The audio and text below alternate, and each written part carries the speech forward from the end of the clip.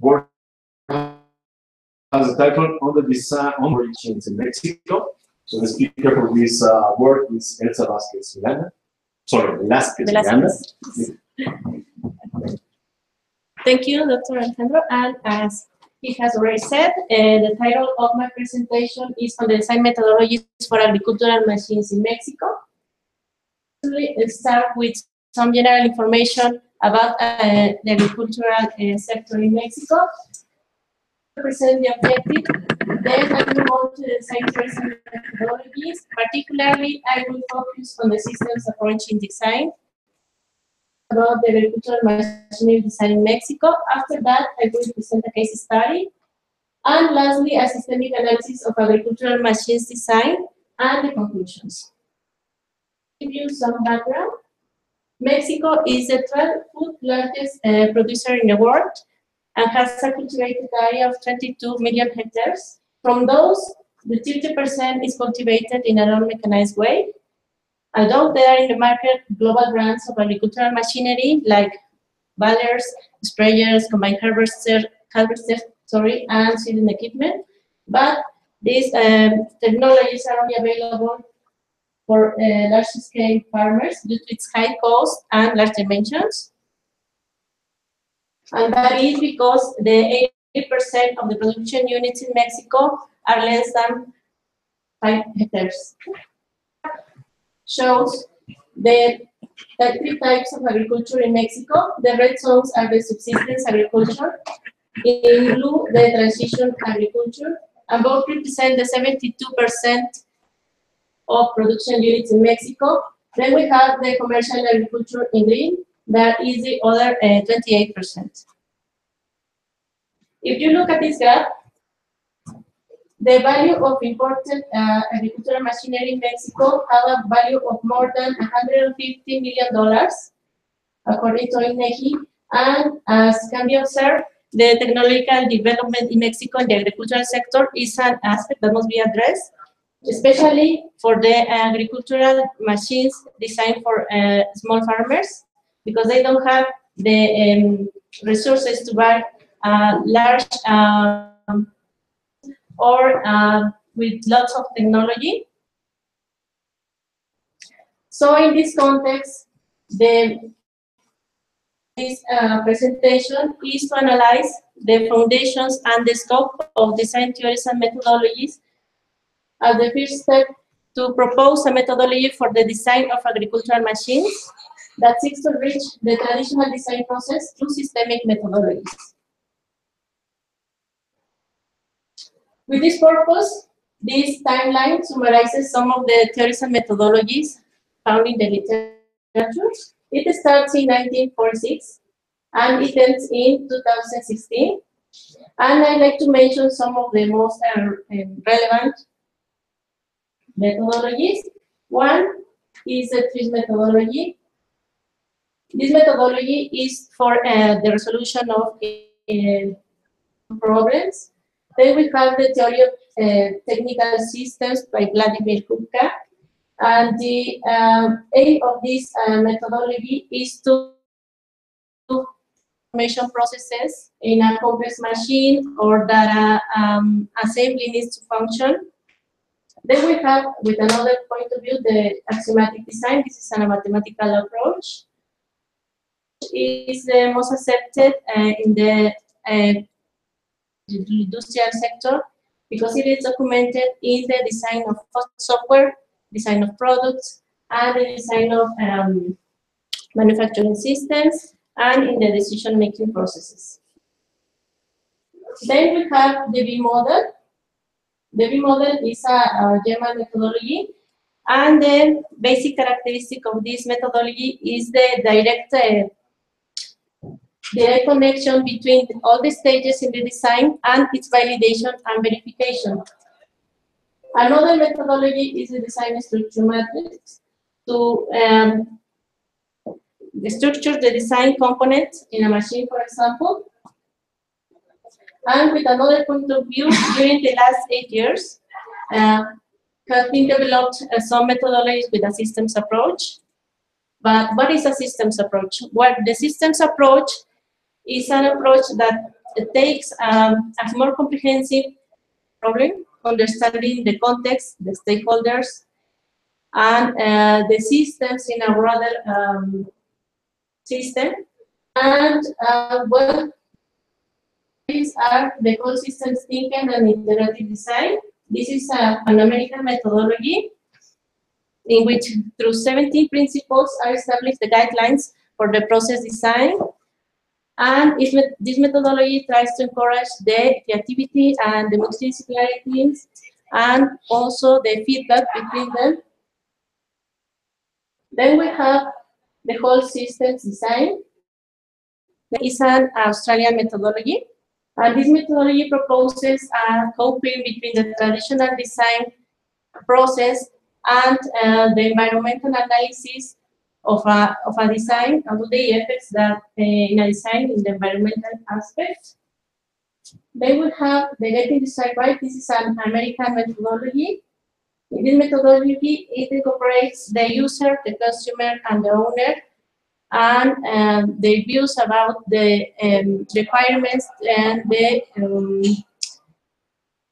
where the design will operate. So it is a more holistic methodology.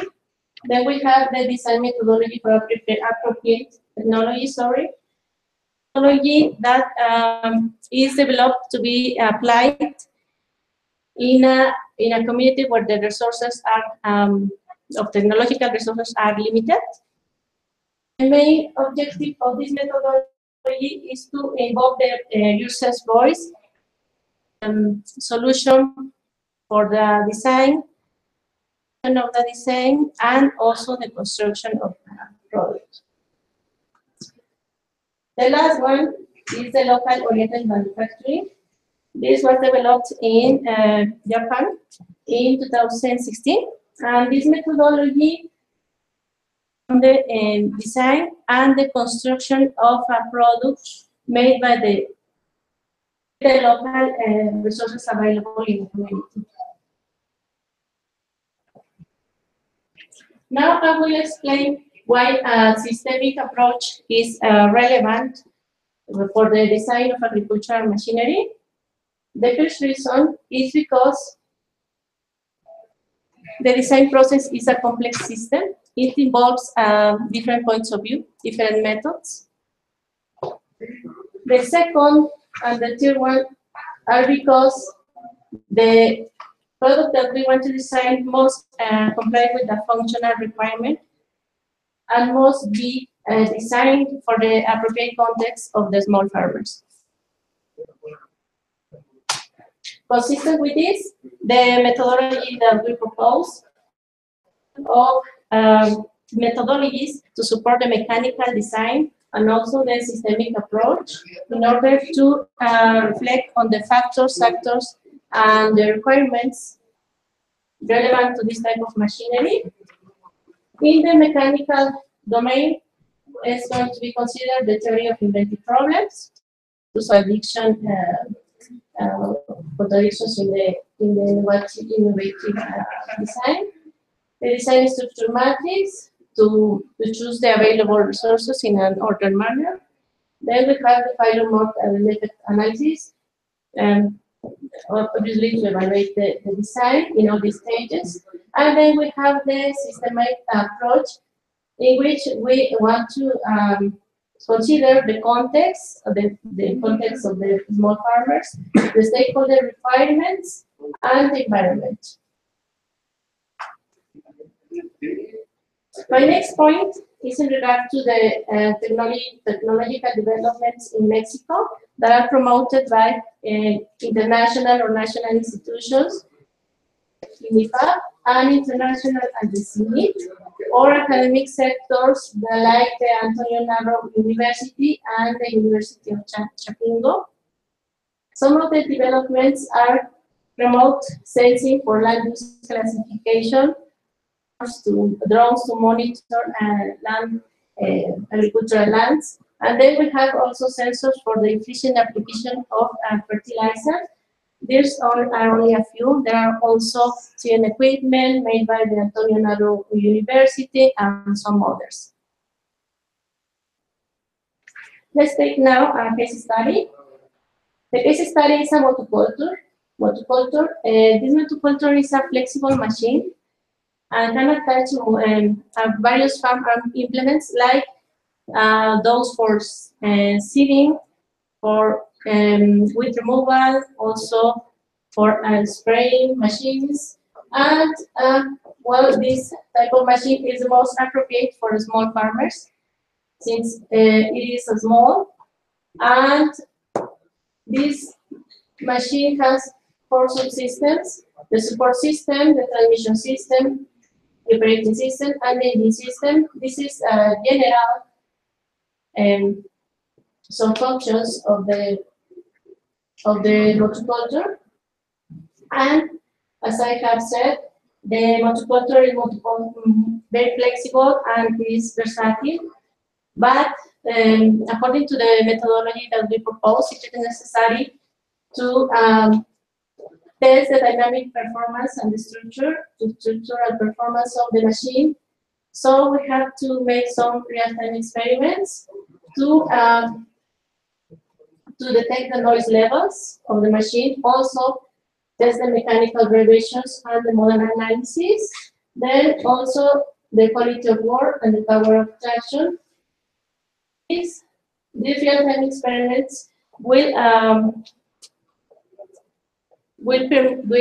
determine the relevant parameters to improve as the traction to work on uneven surfaces and the work power to work in hard soils. And that is because the case study will be located in the Valley of Mexico. And well, the imported multicultures that exist in the market are only to work on sandy soils. So it is difficult to manage this kind of machinery here in the Valley of Mexico. And the design of this type of machinery is almost inexistent. Now I will present a systemic analysis of the agricultural machinery design, in this case the multiculture, and the relevant parameters to the design of the machinery. One is the stakeholders. The stakeholders, because they establish the design parameters for the machine. Then we have the physical context of operation, because as I already said, the machine will be operating in the Valley of Mexico, and it must be functional for the climate and also the topographic conditions of this area. And then we have the production processes and practices. Why? Because, for example, in a community can be practices the conservation agriculture or the precision agriculture. Then we have the dynamic and performance. This is related to the safety factors, for example, the efficiency of the machine, and some others. And then we have the regulations and standards, the regulations for the construction of this type of machine, and the standards for the also the certifications. Then obviously the ecological impact and the cost. It must be profitable for the small farmers, since the existing machines are around 100,000 pesos. We have the political, the economic, the social, and the cultural, and the technological factors that affect the design of this type of machinery. For example, the politics relevant to the support of the government to buy new machines, for example.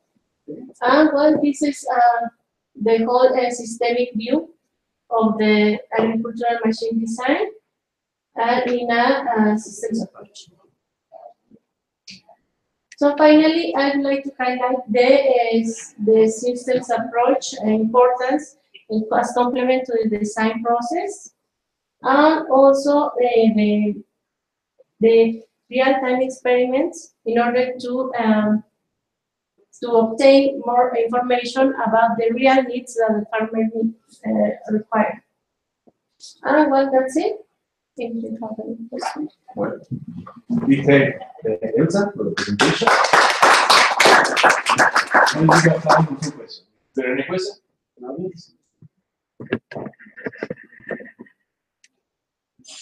question? I have a question. Yes. How did you get to the idea that multicultures are a good idea or a good option to introduce here in Mexico? Are already used, especially in developing countries, and this multicultural will be used for small farmers, especially those lands that are less than 5 hectares, because a large machine is not profitable for a small farmer, and because also the multicultural is useful in many resources. So the small farmers sometimes they have a land that is located, for example, in a mountainous land. So it is very suitable for that kind of farmers. What was the, I don't know, the formal setup of things? Did you do any study for that? Or is it just an idea because other countries are implementing it? No, the multicultural, in Chapingo, there's some requests from the farmers to some redesign to the multicultures that they sometimes use because the government they gave some multicultures here in Mexico, especially in the state of Puebla, and here also in the Valley of Mexico. But sometimes for the crop is not useful. For example, for the crop of stevia, they need a multicultural is taller for making the wood removal. So it is a problem that already exists.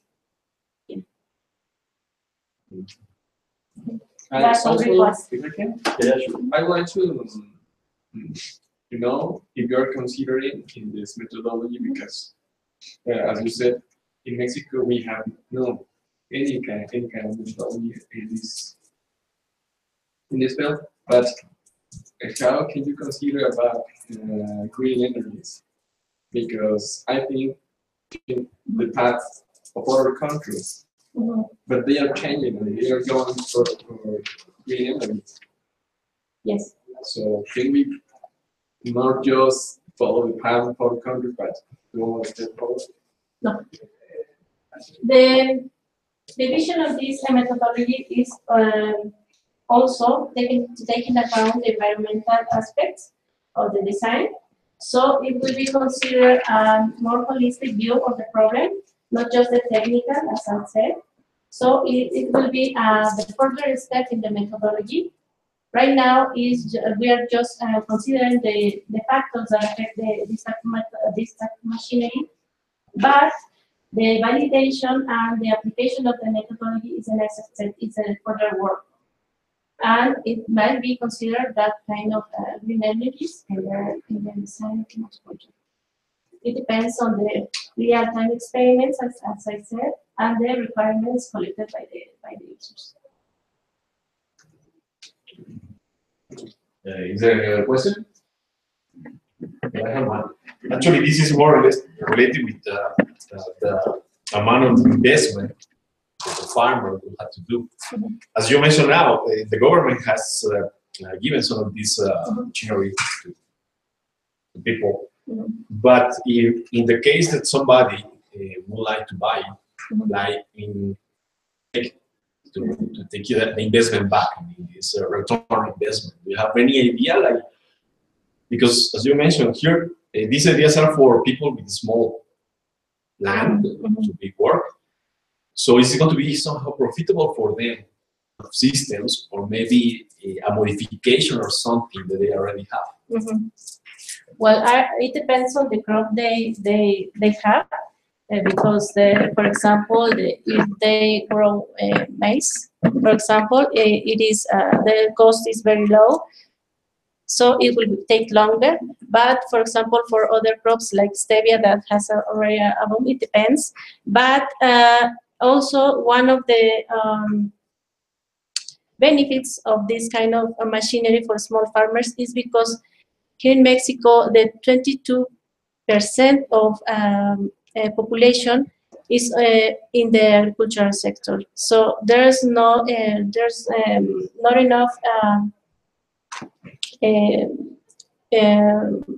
labor in this area. So this type of machine would be very useful. So it would be very profitable, more than employing more people to do the work. No, because I also wonder, because I think for small farmers, they usually go for rental machinery. Yes. Another person has a machinery, they go rent. So comparing these two costs of the production, be better. Really yes, but sometimes the machines are very large. For example, a combined harvester is, I don't know how many meters, but it's too large.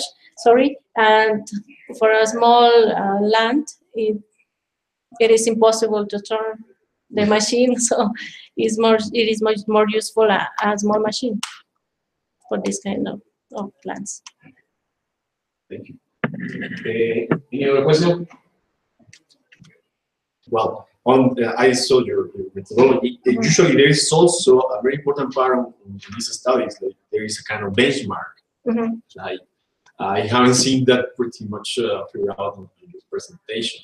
Is that because you are really thinking on a particular design for Mexico situation, or why is not such a benchmark to be considered? Yes. Well, this period, we are researching some of the literature to see how is in other parts of the world. For example, in Indonesia, it has been developed one of the methodologies that are already said, and they are trying to build and design new machinery for the crops, especially for the small farmers, as I said, because they are developing countries. But here we are taking into account also the designs that have already here in Mexico. For example, there's a company in Mexico called Mecatec, and this is the only enterprise here in Mexico that have this type of machine. So we have to see what are the parameters they take into account in the design. But as I already researched, this enterprise doesn't have the certification from the UCIMA, that is the institution responsible for this type of machinery.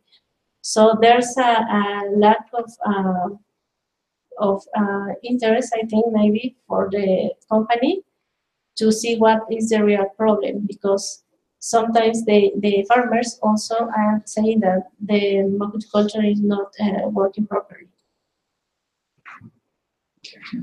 We thank Elsa for the presentation. On behalf of the Mexican Committee, the pleasure to meet you for your work. Thank you very much. Well, with this, we close the second session of the mechatronics track.